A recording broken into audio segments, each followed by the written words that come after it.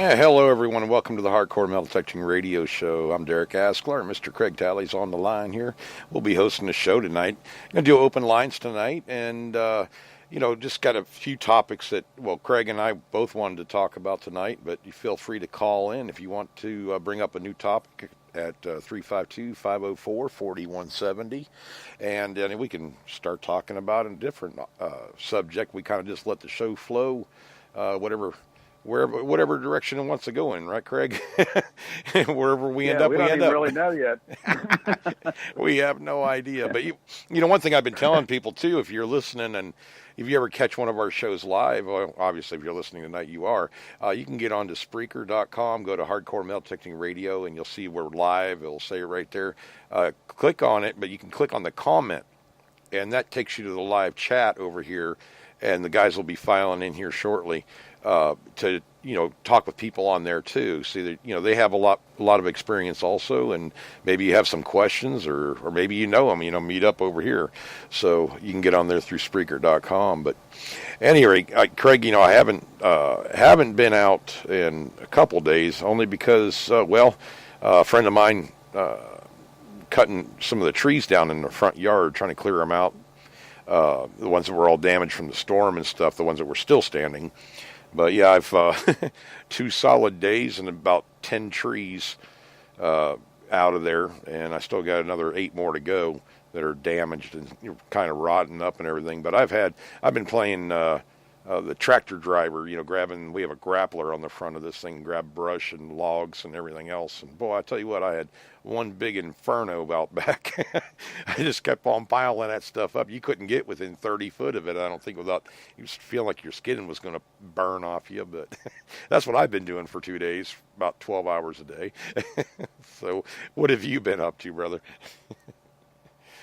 Oh, I don't know if I told you this, but Mike was outside the other day, and a skunk came up through the backyard, male, and it was kind of dark, and he thought it was a black cat. Yeah. So his Siamese cat went running over to see what it was, and stopped dead, and then the skunk took off and went back out of the yard, and I was like, God, I was kind of. Hope we wasn't going to be going up under the shed or something, No doubt about it. Yeah, don't reach in to grab it, Craig. Oh, God. My sister. Go ahead. We found out for sure that I thought I had these hogweed plants, and they started flowering, and it's not the right flower or anything, so we know it's not the hogweed. Mm-hmm. But well, that's good. I remember we talked about that a little bit. I haven't heard anything lately, but there was a guy, down in Loudoun County that got severe stuff on his face and arms. And yeah, definitely. He was a landscaper. Yeah. Pretty wicked stuff. We've been having rain off and on still, but not as bad as it did a couple months ago. But, it's actually it's starting to get hotter now. Yeah, we're smoking out here. Are horrible. Oh, really? I don't have that problem, thank goodness. Mosquitoes just, it's funny. I'll be walking along and don't get them. When I go bend down to, dig a hole, they come out of the grass, I guess, because all of a sudden they're, bites all over. I even had sprayed my arms down and still got them on me. Right. And I hate using that, spraying that stuff on you. So I'm going to wait till it gets cooler, I guess. But I was hoping I was going to be able to do that guy's yard, but he didn't call me. But I didn't see their vehicles over there, so there must something might have come up. But I'm still hoping to get in that yard. I'm sure there's something good over there.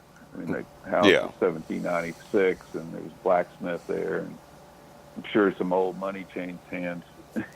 Easy. Yeah. There's a Civil War hospital either right there or next door. So, based on what, right between those two right behind that house is where Steve dug the breastplate, and a whole bunch of other stuff came out of that place. Oh, that's cool. So, That's a good spot. Yeah. I still can't believe he dug a breastplate out of that yard. Gosh. Yeah, no, I actually, the only time I used my metal detector this week was actually I was going, because I was cutting the stumps off the trees down. And I didn't want to, sometimes you get nails or whatever. People hang stuff on the trees, whatever, back whenever. But I just wanted to make sure I wasn't going to hit one of those with a chainsaw, because I've had that happen once. It's nothing like hitting one of them spikes with them. Yeah, it could be pretty vicious. So I just run the metal detector over it in all metal and, just to see if there's any kind of signal there, or it wasn't. So that's the only time I pick one up this week. I've been busy at it, probably until Monday. But I had the the owner of the Toll Bridge property over here stop by and wants to borrow a metal detector to go find his property stakes. So, people. This is the second time that's happened in the last about 3 or 4 weeks ago. I had another friend stop by to pick up a detector to go find one of the contractor's wedding rings. He lost him when he was washing his hands outside, and they couldn't find it, but they recovered it right away. But yeah, it seems like I'm a one-stop shop. They just somebody, hey, can I borrow a detector? Yeah, no problem. Go ahead and bring it back later. Well, shoot, but yay, at least they lose something, they know where to look, right? They come over and get me or borrow one. So, but they're having fun. Actually, they're one guy that found the ring or whatever. He says he's definitely going to buy one. He hasn't figured out which kind he wants to buy yet, but he goes, that was a lot of fun, even though I was, on a mission. He goes, I actually sat there and played with it. We found it in the first 10 or 15 minutes, and we started going around the yard a little bit, horsing around, found some change and stuff. But he said, I had fun doing that, so I'm going to buy one. I'm like, okay, cool. Promote the hobby, right? But, yeah, doing that. And I did watch one video. I sent it to Craig, but it didn't go through for some reason. It was actually a Quest Deus comparison video. I usually don't, really watch comparison videos very much, once in a while. This one was actually done good. He just had coins, buried euros, and stuff like this. It was also over in the UK, I believe, obviously. But he did have Craig typical quarter in the bottom of the hole, or euro, and then the nails around it and stuff like that. But he had I couldn't really see the settings on the Quest Pro or the Deus, really. He kind of panned through them, but the way the sunlight was hitting it, I couldn't really see it. But it actually did pretty good. And but I sent it to Craig only because I don't know the Deus hardly at all. And what the guy was using, there were some screens you could see, and I wanted Craig to see that too. But I watched that video, and I thought it was a pretty good comparison video, for the aspect that the guy wasn't pulling any punches. He did it the same way with one detector as he did the other, and he also went over them in all metal. And I was kind of surprised, because the readout on the screen on the Quest was actually reading up a solid solid 60, I believe it was, and I can't remember what he had in the ground right there. But either way, the Deus was getting 2 lines. Craig, does that mean it's not getting any VDI at all? Obviously, I think. Yeah. Yeah, it was giving you like a metal or something, but it wasn't really detecting anything. And I don't know if and when you do a comparison video, it also depends a ton on how the individual has the machine set up. So I've dug deep silver dimes that I could hear the tone, but I couldn't see any numbers. Right. Yeah, that's and it was hitting something, but that was what was so kind of controversial about the Deus to a lot of people, is it just, the meter, didn't, they were expecting the meter to go really deep. And, it's, yeah, it just wasn't made, wasn't, it's just what it is, yeah. But, the thing that makes the Deus so good is the tone goes so deep, and right. You can hear the differences. And I did hear that. Practice, and, you hear the tweaks in there, but that was the one thing that it did on that last target, where it was showing those double lines or whatever. It was a tweak. You could hear the high pitch in there, like every second swing or third swing, something like that. It would come through. So there was, that was a classic, what you would call a high signal that you would dig, right? If it was reasonably repeatable. The Quest surprised me in that, only because I was looking at the VDIs when he was going over it in all metal, and it was hitting on upper, like above 60, like 65 to 80 on some of those hard to get targets where they had iron around them and stuff, and they weren't buried very. They were like 8, 9 inches down, sometimes a little bit shallower, but I mean it was within reason of what you'd find. But it actually surprised me that it actually locked on to with a VDI number, and it was hitting the tweaks like the Deus was too. But I think the Deus probably did better. I don't know. I mean, that's why I sent it to you, Craig. So we'll try to get that over to you in a little bit. But it went along the lines with you don't know.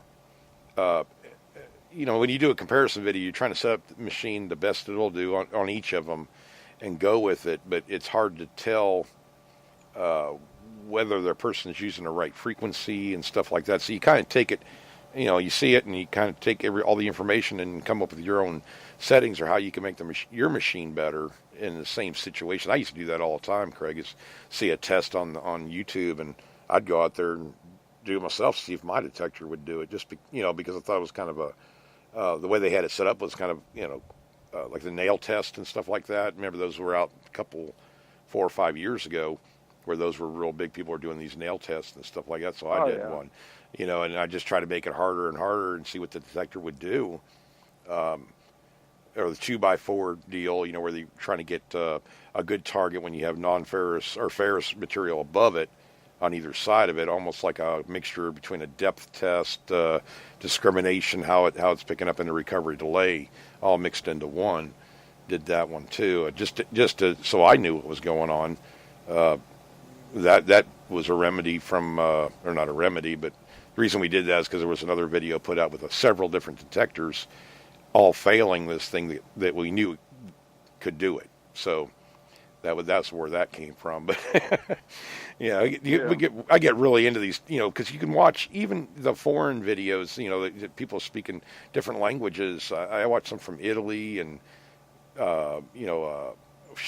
Germany, whatever, it doesn't matter. Because I could listen to the machine, and if he shows, where his settings are within, if I can spot him, I kind of know what he's doing with it. It's kind of showing how good the detector is or isn't, or, how it's hitting on stuff. Kind of the same way you do with the Deus and the Ballistal, Craig, because it's every detector you can do this with. I mean, you can just kind of hear it. And I've watched videos where I didn't even know the detector, but I knew, they were digging wasn't good. Only because of what what I know about the detector, the way its sound is. And I know you did that on a couple of videos also. Sometimes just sound is enough to, let you know. You don't need all the other stuff. Sound is what what we go to first, but most people maybe go last. I don't know. Initially, they're going to hear the signal, but I mean, a lot of people look down at that screen a lot. And it's just natural to do it. I mean, I find myself doing it now because I use a screen machine sometimes. So I find myself looking down at my hand when I'm using the Ballistal because there's no screen there, obviously.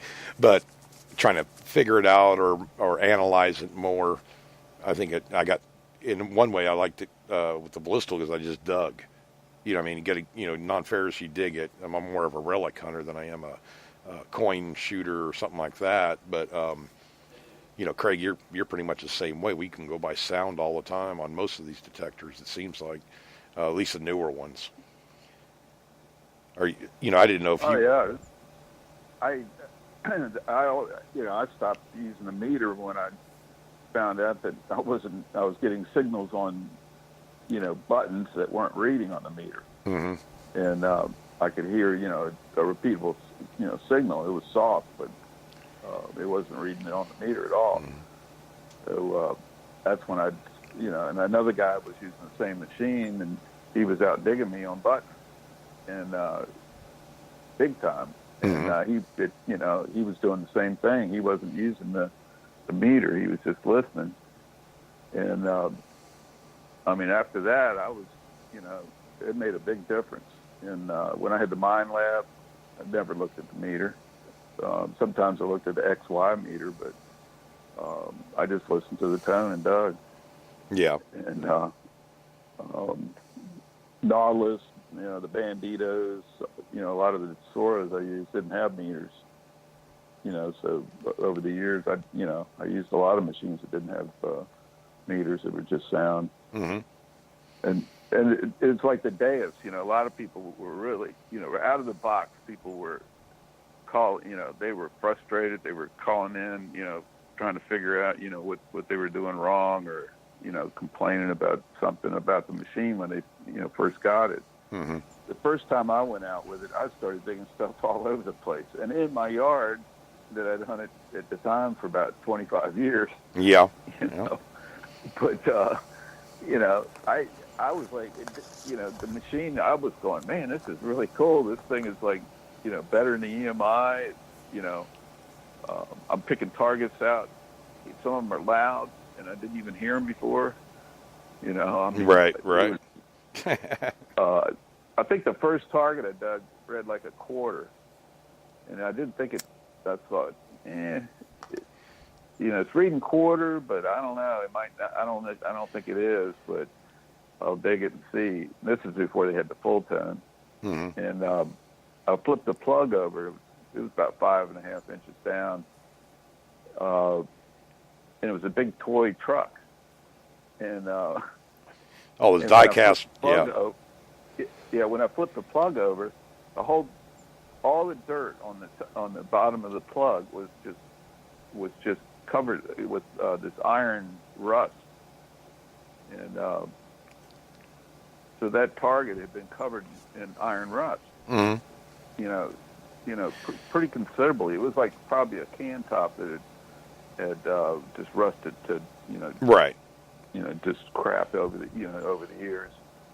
But it was like 5.5 inches deep, and you know, none of the other machines had heard it. You know, and it was giving it. Not only was it giving a good, you know, good signal, but it was giving a meter reading. You know, like a quarter. So, yeah, I was able to sniff it out in there. That's pretty good, though, when you think about being covered in iron like that, iron dust. That stuff messes with the detector. I think that was the first signal I got in the yard with that machine. Mm-hmm. And yeah, I did. You know, another good find I had with the Deus. You know, when I first went out, I took it up to that place, you know, Breastplate Hill, and first day I was in there, I dug a company letter G, and everybody, his brother had been up there, yeah, you know, hunting, and then I went back with the Bliss tool the next day and dug the breastplate. You know? Yeah, and that place is tough, brother. We found stuff there too, but I mean, God, it's far and few between up there on that hill. But you know, if you could take that one hillside and just take like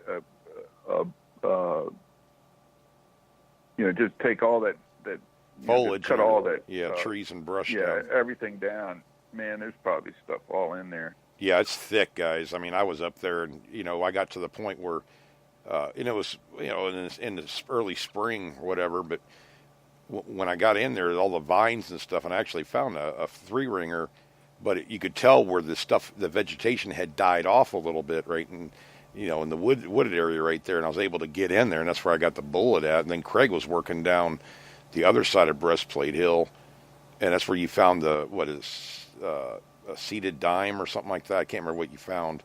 Dime, or I know you found bullets and stuff, but you found a dime that day. Maybe it was a barber.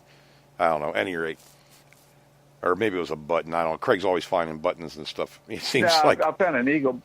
I think I found an eagle button. Yeah, that's what it was. You were right in this thick. I mean, Craig was just like inching across this thing, trying to work this, you know, work the detector in there, and he actually got the eagle button. Oh, I got that. Yeah, I got that trigger guard in there too. Oh, that was up on top of the hill, or by that big old tree that was down right by where you found the breastplate. Oh yeah, where I found that other one. That was actually right under a log, and I just kicked the log out of the way. And bang! There was a banging signal, and it was an eagle butt. Yep. And I was like, wow. Yeah, you know, it's funny, you know. Oh, go ahead. Sorry. You know, that place had been hit for probably 20 years, and there'd been belt buckles and all kinds of stuff found. I heard later. I was happy I found the bullet. I mean, somebody even found it. Somebody even found a North Carolina button there. Mm-hmm. But I got fatty Indian heads and buffalo nickels and you know, Washington quarter, you know, silver quarters, a couple Mercury dimes. I've often wondered how much of that I stuff got washed down in there, probably Craig. 30, 40 bullets out of there. That was in that breastplate. Well, like the side of that hill too, wash in. I guess I got a few flat buttons too. I didn't get a lot of eagle buttons, but I did. Yeah, actually, I got 4 in one day with the first time I took the V5 there. I think it was. Right. I got five eagle buttons in the place that it was right there in that clearing at the top of that hill, near where you found the bullet. And it's sort of clear in that middle section there, and we'd hunted that hard. And I walked right in there with the Bliss Bill V5 after I had the V3 in there. Right. First day, 4 buttons in about an hour. Dang. And I couldn't believe it.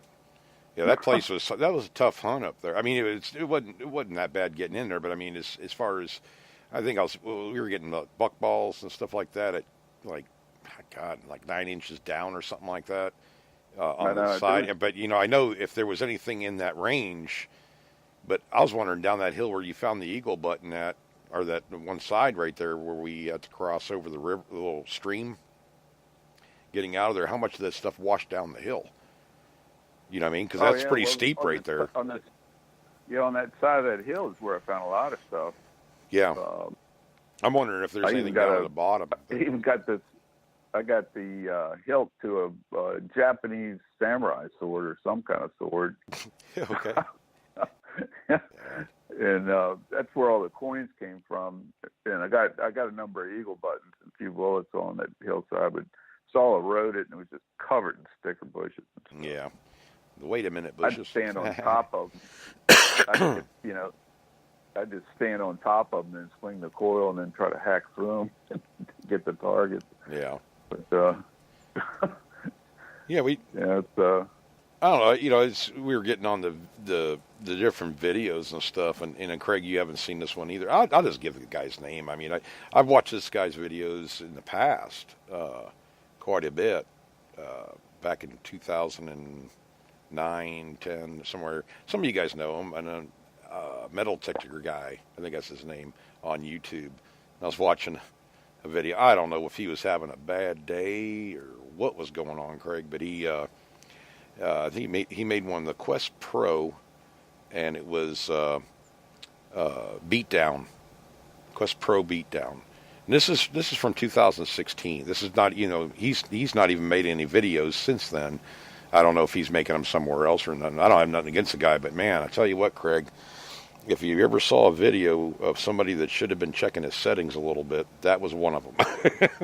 This guy, it was just a simple. It aggravated me at first because the machine was unstable. It was this is a previous model, so this is not the same as the one that I'm using right now, but it was acting like one of two things: the frequency, is getting EMI, which he was I'm assuming by a playground or something like that. There's probably a lot of EMI around there, anyways, and he was also as far as the EMI go, but also he was trying to ground balance it.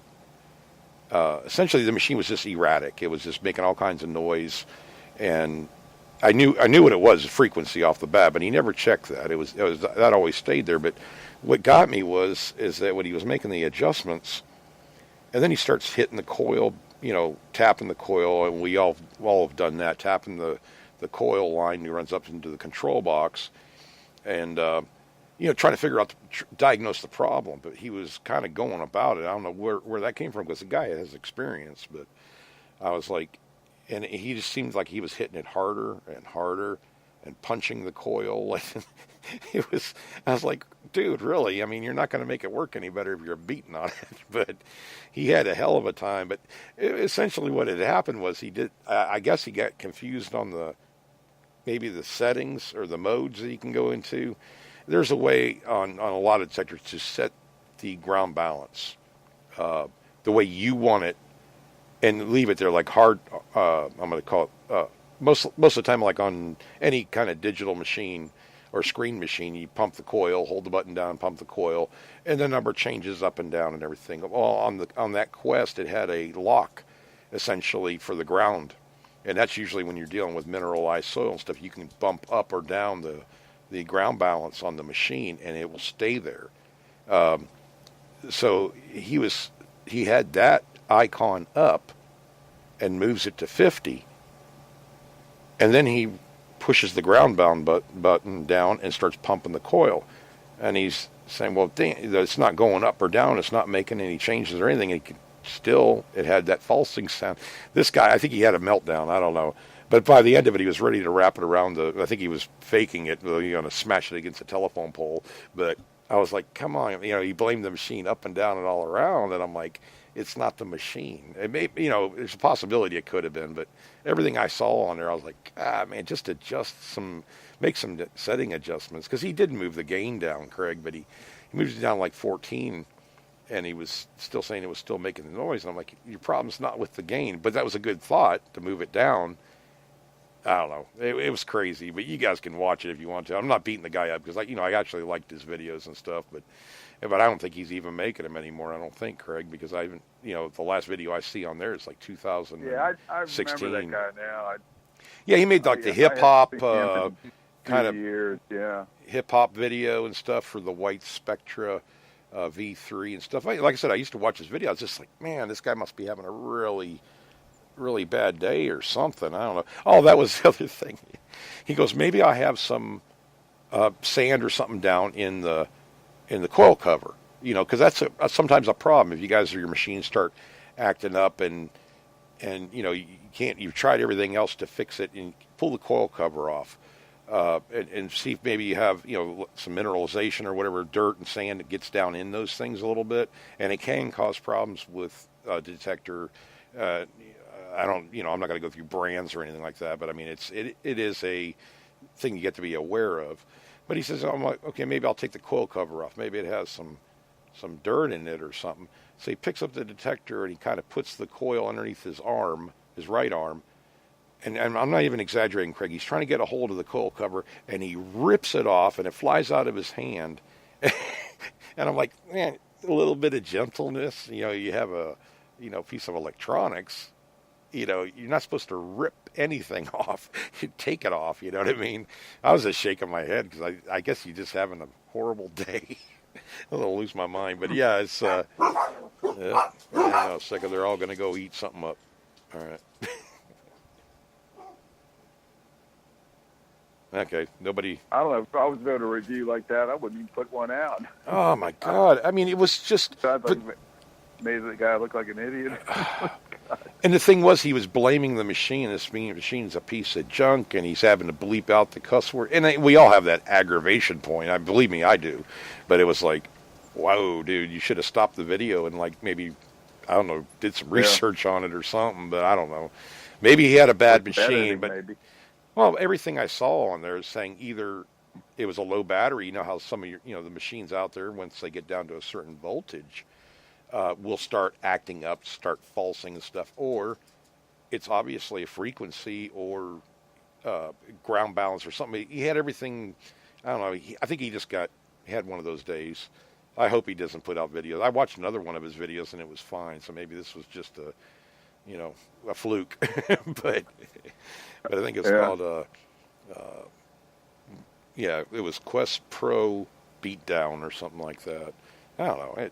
It is what it is. I couldn't see a sense in. He almost made himself look like an idiot in a way, ignorant or whatever. I think I've had those moments too, but not that bad. Be careful of the meltdowns. But, jeez. I was watching a video today. Self Diggers has their regular video on Thursday. And then they got all these other videos during the week called Not Thursday. Yeah. But anyway, three of them went out to a place that they'd hit hard before, and some good stuff had come out the time before. And so they go up there, and I think Keebler uses a Deus with a 9-inch coil, and then Charlie had I think a AT Gold with a I think it's a 9x5 inch coil, and then this other guy Waymo, he had I think it was an AT Pro. I don't know if it was a Gold or not. Mm-hmm.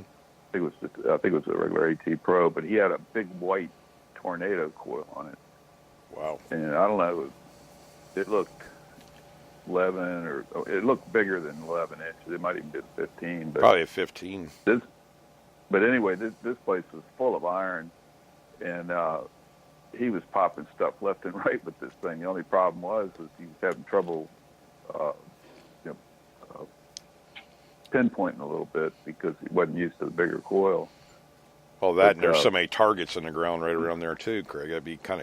It's kind of hard for the bigger coils. But he was getting good hard signals, Yeah. Because Charlie kept running back they all hunt with no headphones, so they can hear the signal. Everybody hears the signal, and Charlie hears a good signal. He'll stop what he's doing and run over and tape the guy, digging it.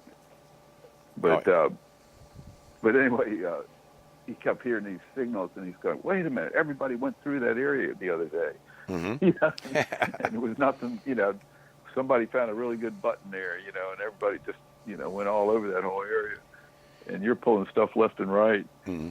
And it's crazy. He was getting little tiny buttons and stuff, and it was pretty amazing. But I was telling Mike, I said, I've always used big coils. I said, most of the time I'd never used stock coils that came with the machines. There's 9-inch coils. I always wanted at least 10 to 11-inch coil. Yeah. It wasn't until I got the Bliss tool I had, the option of getting a 15-inch. But right, it was just I don't know. It's if you're relic hunting, and especially nowadays, where these places have been hit so hard, I think you need to go with a bigger coil. Yeah, as long as you're getting good punch for your buck, so to speak. I mean, I've had it. I guess it depends on. Number one, what detector they're using, and number two is what brand of coil they're using. Like the Coil Techs are real good, the SEFs are real good. But if the machine itself, I mean, I'll just give you an example. I mean, maybe it's the way I had it set up too, because it's using the bigger coils. Your settings change a little bit in the way that you use that coil. It's like having a different detector. But I was using that Spectra V3 from White's there, and I had all the coils, but I bought that 15x18 SEF, and man, I tell you, I never found enough to make it worth, I don't know, getting it.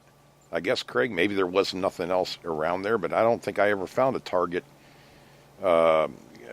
deeper than, I don't know, 8 inches or so, something like that. But it also may have been the brand or the match that I had with that coil. I mean, I don't know the technical side of that. I don't know on those machines, but I see them like the AT Pro using a Tornado coil. I used that one, and it was like I noticed a difference between that and the AT Pro came with a stock 11-inch coil, Craig. I think that's what it was. But yeah, I got that one, and that Tornado worked good. 9x5, isn't it?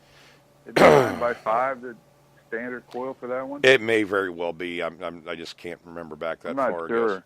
I can't. I know they have a big. They got a different range of coils, but it's the same I've always one. noticed, Nugget Noggin always used the little small coil, and Charlie and a lot of these people, and I just like, man, they're good. I'd like to go back over there. I'd like to go back over there, some of their good spots.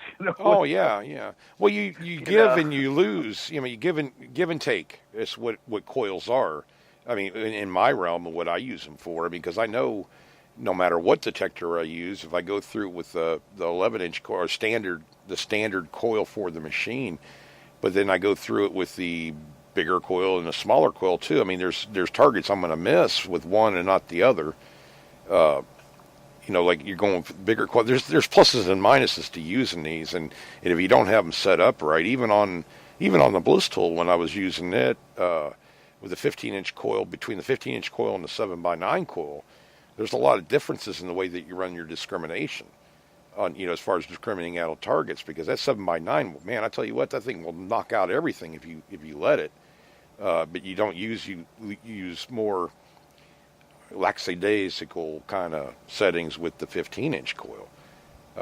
There's a lot more adjustment room there for you to get deeper just by adjusting the discrimination levels, discrimination depth with the Blisstal. And the same thing, kind of thing with the AT Pro. I think they can adjust. I don't know, when I was hitting stuff, Craig, I couldn't get a meter reading on a lot of it, but man, solid signal. I mean, that thing did a really good job. I was impressed with that Nell coil on there, that Tornado coil with the AT Pro.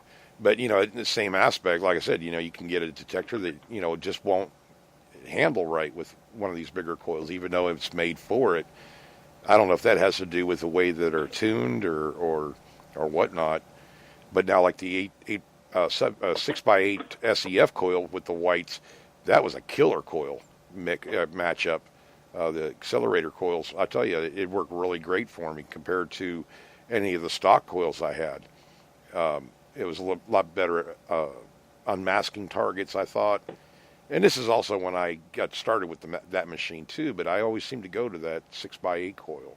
It seemed to work very well.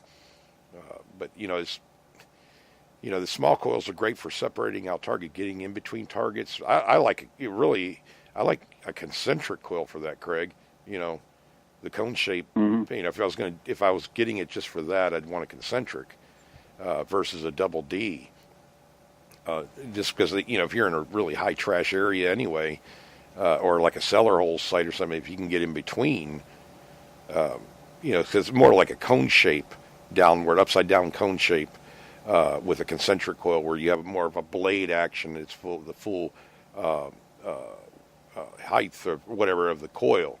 You have like a blade right there. That's that's a major difference between the concentric and the double D coils.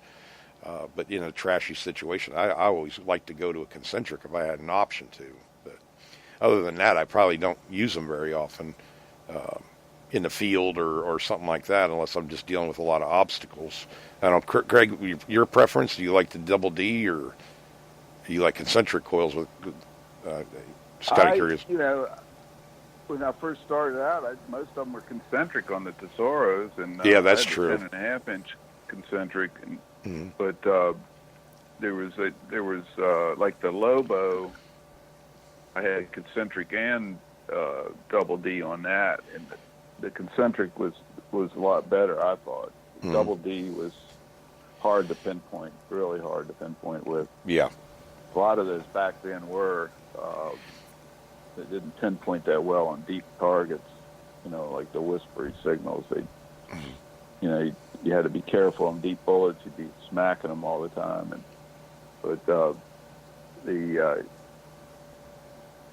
I can't remember the last time I've had a concentric coil. It's always been double D since probably about 1995 or so. That's why I'm thinking. Well, I was just kind of thinking about this too. I think a percentage of those sights that people used, was standard back then, more or less concentric coils. I don't know when they came out with double Ds. It's before my time, I think. But these guys, the guys that seasoned hunters that have been out here for years and years use this concentric coils. It's easier to miss a target with a concentric coil than it is with a double D. You know what I mean? Just swinging, you can miss them easy, especially deep targets. You can miss them rather easily. But it'll pinpoint on a pinpoint. It's like... Yeah, wow. Oh, yeah. Well, what I mean is that's why you're still finding stuff on these sites that were hit in the 70s and 80s. If you went back now with with the technology the way it is and a double D coil, you're going to cover a lot more ground thoroughly where they could have missed items very easily. Anybody can miss with a concentric coil, especially on a deeper target. Plus the depth wasn't, with my 5x3 or whatever they call it, it's a round coil. I'm just going to call it a 5-inch coil from White's. I actually got a V nickel at 15 inches down in the ground one time, but I had to have been perfect. It was just one of those things. I never dug that deep on a target. That was the only target in the plug. When I got down there and I got it out, I was like, holy crap, but it was a concentric coil. all I could think of is I had to have just been the right day at the right time, that kind of thing, to be able to hit that deep of a target. But most of the targets I would dig with that coil probably no deeper than, I don't know, 6 inches down most of the time, getting in between targets and stuff. Craig, I don't know what the depth on the Ultrasoros weren't too bad. I mean, I remember hitting I think it was like an 8 or 9 inch penny, which I thought was pretty good for back then. Compared to nowadays, well, I mean, it's still pretty good. I was, I was hunting in the late '80s, early '90s, and I would say with a Toltec, maybe 6 inches if the ground was, right, pretty good. Mm-hmm. But on a dime, but every once in a while I'd get I got to where I knew it was almost the sound of a deep coin. It was kind of like a strange sound, but it was repeatable. It's a rounded sound, I thought, but anyway. Yeah, I couldn't. Well, it wasn't. It was. I don't know. Oh, on a deep one. I'm sorry, I missed that part of it. Shallow ones kind rounded. Of Freddie sounded, but it always sounded that way on mm-hmm. a deep, dime or quarter or something. And I was able to get, probably 8 or 9 inches sometimes on a dime, but not very often. It was mostly right around 5.5, 6 inches was, and you're talking about meter readings too, also back then. But I'd bet, back then when I coin hunted, if it bounced up high, a little bit, I would go ahead and dig it. Yeah, but, yeah. A lot of times I dug targets even if I didn't get much of a meter reading. I knew they were over 6 inches deep. I'd dig them because you would probably have a less chance of finding trash down that deep, like you would, a lot of, like most of these parks, most of the aluminum trash is much newer than the older coins were. Mm-hmm. So if you could, get below a certain depth, you had more of a chance of, getting a good target. No, exactly. Even if it didn't read on the meter. But, I kept going over the same park for like 5 or 6 years. I'd go there, 2 or 3 times a week after work, hunt it for an hour and a half. Right. Sometimes on a weekend, if I didn't have another place to go, I'd hunt it, most of the day. Yeah. But it just kept, there was so much junk there when I first started, that you just it's had a to challenge. Keep going. Yeah, it's a challenge, big time. Yeah, picking and picking and picking. One time they put the soccer field in. They scraped it a little bit. First target, I dig a Walking Liberty $50, like maybe a half an inch deep. Yeah, I was like, oh my God, how did I miss that? It was here, but could have had a can laying on top of it. Yeah, but it was funny, just all of a sudden there's like wheat pennies practically laying on the ground all over the place in this one area. Yeah. But the other thing was there was these old World War II housing in there, and they look like the barracks you see on those old army bases. Yeah. They use those, to make the housing, but there was no houses left. I mean, there was a few when I was a kid. There was maybe 3 left. But what they did was they came in and they cut them in half and then put them up on trucks and trucked them away and sold them. Yeah. No, I was just looking on. Sorry, I was reading chat at the same time. Got a bunch of guys on chat here. Josh over there, he was telling that he saw that video I was talking about. It was a metal detecting guy, but he's still around, he said, and everything. But yeah, he said it was something else. That video was. It's still up on YouTube and everything. But yeah, I don't know. I mean, I never had I don't have a problem with the guy or nothing. I was just like, man, usually it's a good rule of thumb. The more you beat on your metal detector, it's not going to work very good for you. That's what got me. Get a hammer and threaten it. That's what I do. But yeah, I guess JD's got a V6 he's wanting to part with. So he's on chat right now, JD Witchcraft there. If one of you guys wants to grab one of those, or, and that's something else you can do, guys. And Bill, and I know you got a lot of detectors and everything. You guys want to put up some detectors on here. Some of these people on here might want. I don't know if there's a way for you guys to do that. Do it. If you're wanting to part with some detectors or whatever else, because I know you guys you usually all have a couple that you keep for your own, and then a couple that you keep for nostalgic reasons. I guess that's what me and Craig do anymore, nostalgia. So, Yeah. but yeah, put them up there, guys. I mean, hell, you can trade back and forth or buy whatever. It doesn't matter. To keep it within reason. But yeah, it's a lot of guys that got Gavin on here tonight. He's over in Australia, and Bill Marsh on here, Josh Kimmel's on, J.D. Witchcraft. I think I saw Bob D on here too. I thought somewhere up here. Robert Walgass is on tonight on chat. Yeah, Bob D's on here tonight, and probably a few others there. Big long list on there. But yeah, to get to chat, on any of the shows, as far as I know, anyways, go to Spreaker.com and go to the show that you're wanting.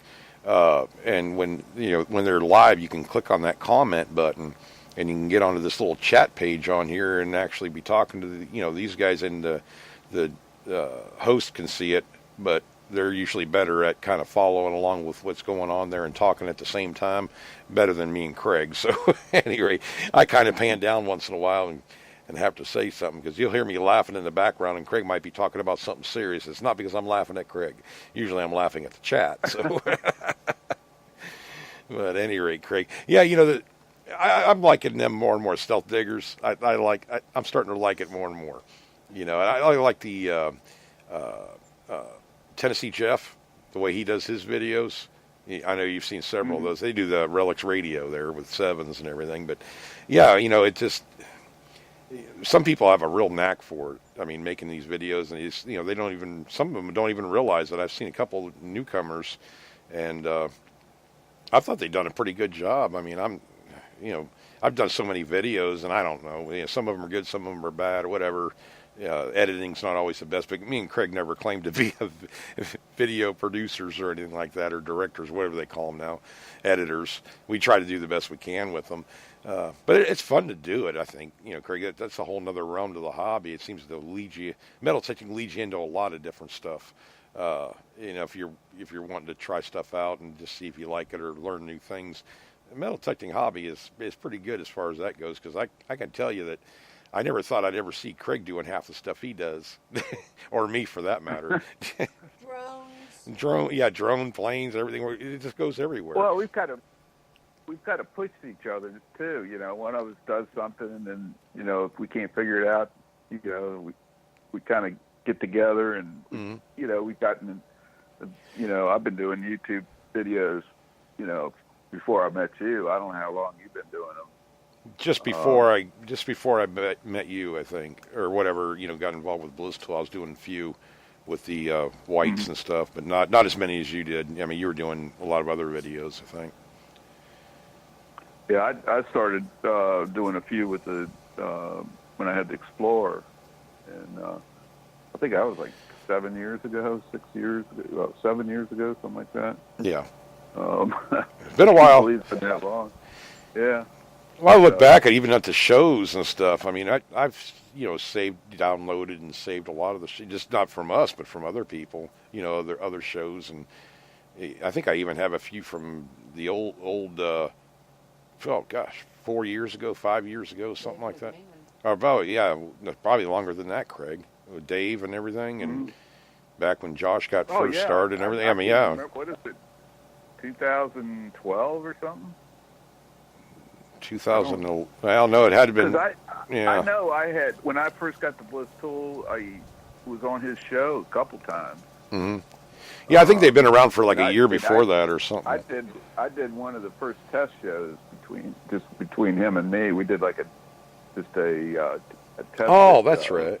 One time, and then right before he. That's right. You did decide to get on the air, and I was one of the first 3 people to do a show with them. I remember that. God, time flies, brother. That's been a few couple days ago, huh? Yeah. I don't even know where this year's gone, man. I'll tell you, I can't keep up with it. It's flying by.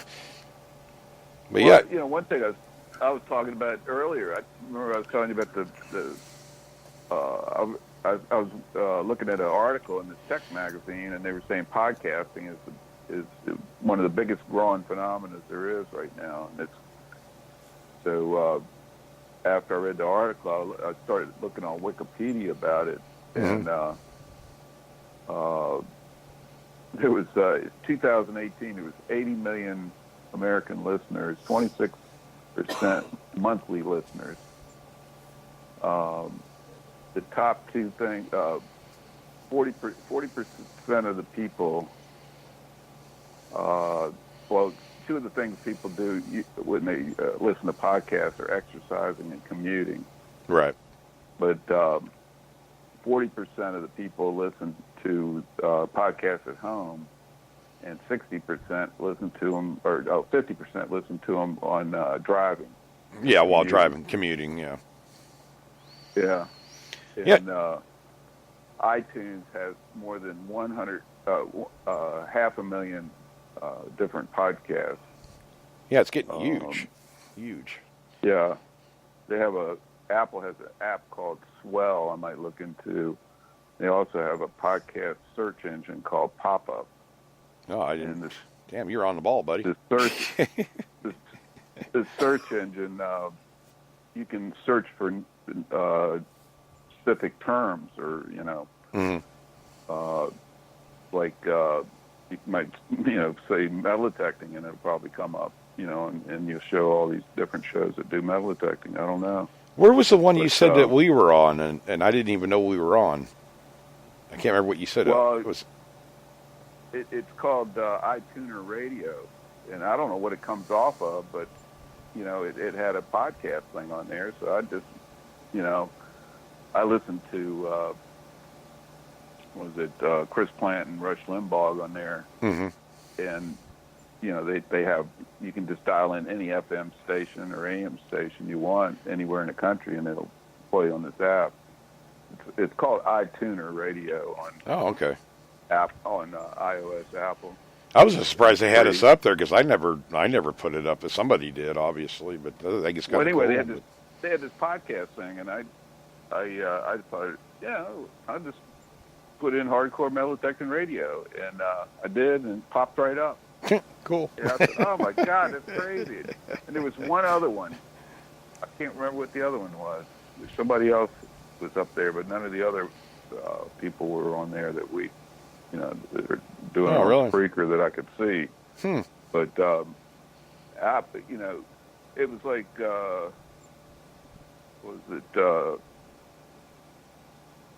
in 2005, Steve Jobs came out, invented that the iPod. Right. And I think it was around 2003 or something, but he said in 2005 that it was, the future was the next generation of radio. Way back in 13 years ago, he said that. Right. And now there's 124 million people, 73 million a month at times are watching, or listening. More and more, definitely. I just do it for I don't have to listen to commercials. God, I hate commercials. you listen to regular FM. I don't know about up where you're at, Craig, but you might get one or two songs, and it's like, bang, you hit with, commercial after commercial, and then news, and then commercial again. It's like, God, I just want to hear some music, man. It just seemed like it was always worse than it ever was. I don't know. They're trying to find ways to monetize, and people are using Patreon, and they got some subscription thing for like $4.99 a month. And I guess they got video podcasting, Amazon, Hulu, Netflix. Those are the biggest ones. Right. Then they got some kind of thing where they're doing video podcasting. You do 2 to 9 minute video ads. Right. Are real popular. And there's some. Let's see. I tried to do a couple different things, but they're not. Google also has a podcast app called 60 dB. Hmm. So, yeah, it says 40% of people listen at home and 50% while driving or commuting. Yeah, you sent me and I'm not trying to change the subject on it. Kind of goes along with that a little bit, anyways. With the as far as doing shows, podcast shows, you were the one that sent me the Skype that message from I guess there was a guy that, and I can't remember who it was, guys. I'm horrible with names, but anyways, was that Seven? Yeah, he sent it to me and said, okay, anybody that does Spreaker, can you send this out to them? So I said, sure. It was pretty much just giving you, they want to give a comment or whatever that you would prefer to have group. What is it? Add group or be able to add people to the group. Yeah, add like what we're doing tonight, guys. Like when you guys call in to the show, I can have both Craig and you on the show, or multiple people to be able to do the podcast. Have call-ins.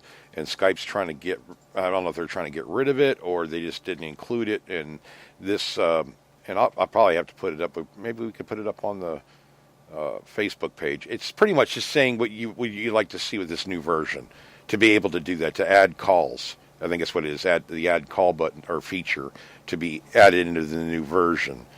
And because right now, essentially what we do now is bring a past version of Skype up in order to be able to do this, but they're talking about doing away with that. And we kind of like to do it because really that's the only reason I have a Skype service anyways, is only to do the show, to have callers call in. If it wasn't, if really don't need to do that in a way, but we'd prefer to do it. I know that Josh and Sevens and all the rest of the podcast shows, I mean, we do rely on, people calling in too to give information or tell stories, whatever. But we also don't want to pay $1 million a month to have that service because it's not something we use all the time. Not, that's what I think they might be doing with. I don't know for sure, but it almost makes sense that they're trying to get you to pay some more for this.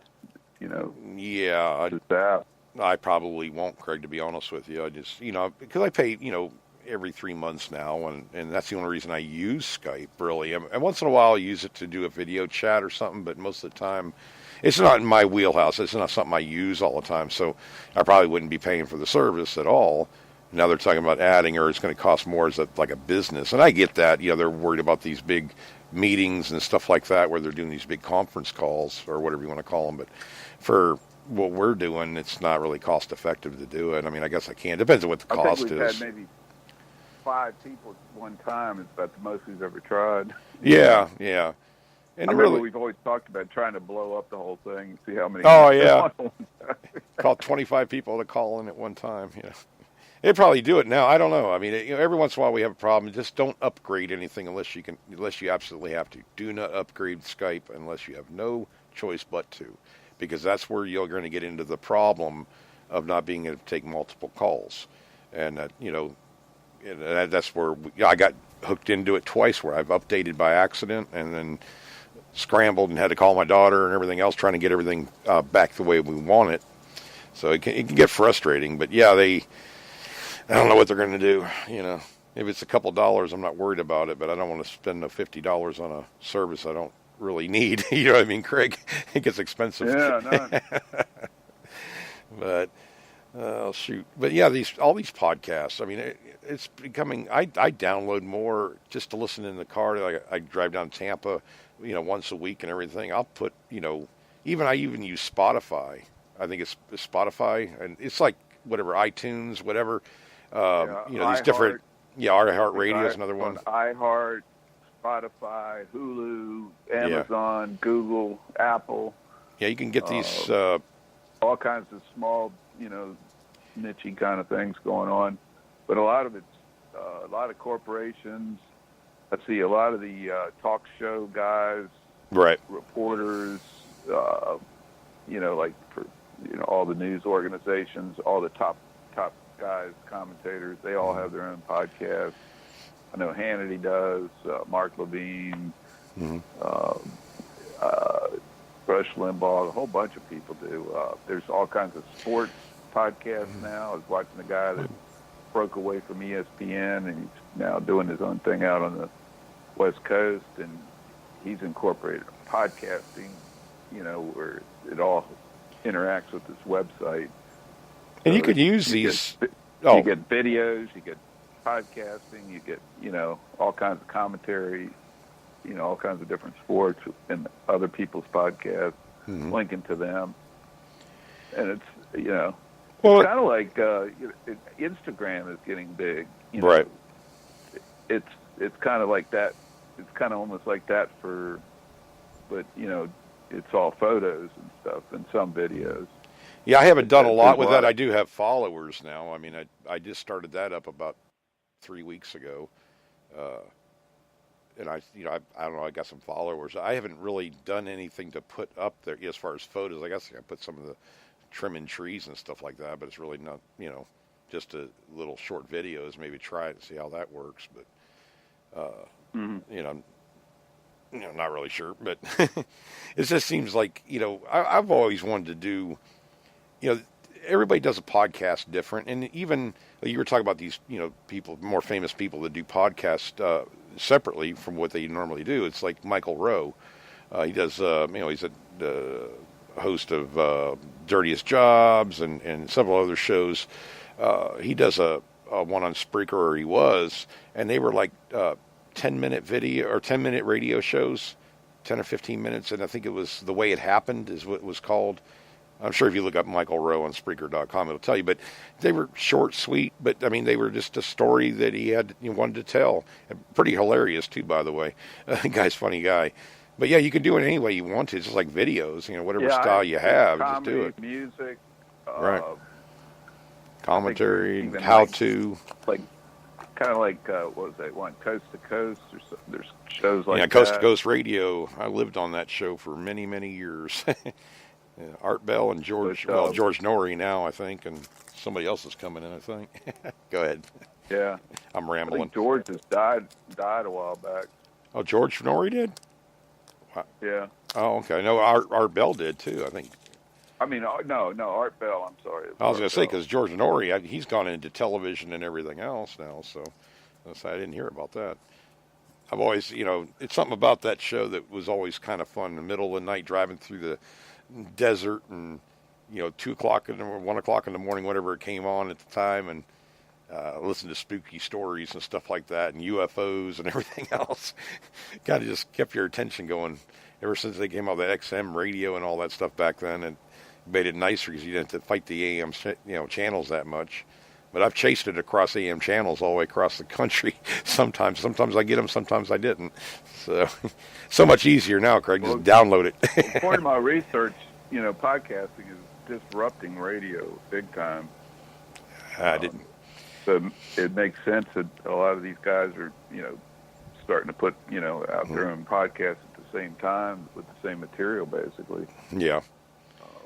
Well, it's, because it's like there's so much to watch and so much to look at and listen to, and you're bombarded with all this stuff, emails and notifications and chats and friend requests and it's all day long, but it's kind of you want to kind of pick a certain time of the day to look at stuff and listen to stuff. I usually do later on at night. Like after 7 or 8 o'clock, that's when I started watching a lot of videos and stuff, and on YouTube and whatnot. Kind of wait, it's kind of like, I save them up. I know they're already, they're up, but I want to save them up for later on. Right. But you didn't have that option years ago. You couldn't, you had to watch it or you missed it. Right. They didn't have VCRs back in the old days. God. I find myself listening first thing in the morning. I get up, I have insomnia half the time, but at any rate, I get up at, 5, 6 o'clock in the morning. I'm on computer, just checking everything out and everything, trying to go over here, and I'll start listening to music and watching videos and stuff at that time. Because by 7 o'clock, I'm already rolling and getting ready to go do stuff. So it's like between 5 and 7 in the morning. And then at night, I'll check it out a little bit. But it's like you can you watch a lot more videos than I do, Craig. I know for a fact. But you're also on different stuff, even than metal detecting, because you're always checking out the political side and everything else of different things. Uh, so you know a lot more about this than I do. I mean, I'm pretty much, music and metal detecting and, cars and stuff like that I'm into. But, as far as the politics, and there's a podcast for everybody, I think, out there. You just got to locate where it's at. Yeah. You don't even have to do them as well, like the same. Oh, good. Same with YouTube, Yeah, I mean, one thing that's kind of worrying to me is every time a lot of times when I click on my iPad to look at a YouTube video, they pop up this thing about saving the video online and try YouTube TV, I think it's called, and you get to try it for free. So it's you got to pay for it, but I think that I've always thought that ever since they did that ad apocalypse about a year or so ago, where they screwed everybody's monetization up, that they were going to basically take over YouTube and make the money themselves. Well, I got a question for you, Craig. You may be able to answer this too. When I click on a YouTube video and I'll watch it, whatever, a video, whatever it is, I'll back up to go back to the list, the previous list, and it'll come up briefly, goes off, comes back up again, and it does it constantly on YouTube. It doesn't do it anywhere else. Is that something with YouTube, or is that? Now, what does it do again? It's like, okay, you go to your list, like your watch later list, and you click on a video or a music video, whatever you want to listen to. You click on it, you listen to it, and I want to back up to my list of watch later videos, and click another one. Well, when I back up to that list, it comes up briefly, and there's no comments or other videos on that page, and then it'll go off and then come back up again. It just like it double hits on YouTube. I mean, when I go to a video, it does the same thing. I don't know what the heck that is. I didn't know if that was a problem with their the formatting on it or whatnot. Well, I'm also using the old style too. Remember how you told me to go from they had a new setup. I went to the old setup, customized or whatever. Maybe that's what did it. I don't know. I'm gonna have to switch it back because it gets annoying after a while, watching it twice in a row do that. But that's the only place it does it. Nowhere else I go, not Facebook or anything else, it does that with. It's just weird. Maybe you're doing it on your computer? My MacBook. Yeah. Uh-huh. Yeah, maybe that's why. You might want to check software updates and stuff. I don't know. Yeah, I did that. I don't know. It's just kind of weird the way it did it. I don't know how to explain it. I'm not that into it. I guess I need to ask my son-in-law. I watch most of probably about 90% of them on my Apple TV, and I can, if I wanted, I could stream from my iPhone or my iPad to it too. Right. But I can basically voice it now with Siri. That's another weird thing. You used to be able to say like Stealth Diggers, Stealth Diggers channel, and all of a sudden it would come up with it. Now, if you say Stealth Diggers channel, it doesn't come up with it. It comes up with something else that tries to figure out a way of putting those two words in somehow. And it's a paid thing, like on their premium TV or whatever. So you have to say the name of the channel and on YouTube. Then it'll come up like it's supposed to, but you have to add YouTube to it. Oh, okay. That's weird. This was when they did the first, and I can't scroll straight across. I can only do it 10-second. Click. Oh yeah, that I dealt with that too. Yeah, they won't let you go too far. And it used to be you could just zip right through. I could just move it all the way across, if I wanted. Right. And it doesn't go backwards very far. Hang on a second, Craig. Is that rain, Pauline? Yes. Good God, that's coming down like bucketfuls out here. Sorry, Craig. I heard all this noise. I have the headphones on, and I can hear the rain hitting the roof over everything else. You keep that rain down there. We don't need any more up this way. If it rained like this, it'd probably get about an inch in an hour. No problem. 2 inches in an hour. It's crazy. But yeah, The we've been cell diggers were out digging today. Well, I don't know if it was today. I guess it wasn't today, but it was probably sometime during the week. And it was so foggy, it looked like that movie, The Mist. Oh, wow. They don't use their headphones either, so it'd be like echoing through the fog, like the little beeps. Yeah, they heard this weird sound right at the end of the video, and they kind of all looked, Yeah, that's coming to get you, brother. Oh, spooky. But, buddy, I think I'm probably going to wrap it up for tonight. A little bit early, but I got to get early morning tomorrow morning, so I want to get started. Hopefully it's not raining in the morning, but can you hear that, Craig, over the phone? Yeah, I did. Oh, man. But It's still raining just as hard. Outside here. I tell you what, the other night I should have been doing the show. Man, there was so much thunder and lightning out here. It was just nuts. Heat lightning all over the sky. Then you get these deep cracks and rumbles and everything else. Boy, it was pretty good light show. But yeah, I'll probably wrap it up for tonight. We'll probably lose power here in a minute, so probably good to do it now. But anyway, guys, we're on every Thursday and Saturday night, 8 p.m. Eastern Time. Check out the other shows on Spreaker.com. They have shows, Beyond Sight and Sound on Wednesdays, History Seekers on Tuesdays, Relic Roundup on Mondays, Elemental Mode on Monday, and then Relics Radio on Thursday nights. So I think he was on at the same time as us, so you guys can check him out on the archive shows. Matter of fact, I think all the shows you can download them, play them when you want to. Maybe it's on your drive to work. But at any rate, we'll see you on Saturday night, or hear you all on Saturday night, something like that, Craig. I'm out of it. Anyway, I'm out of here. Talk to y'all later. Get out there, keep digging, and God bless.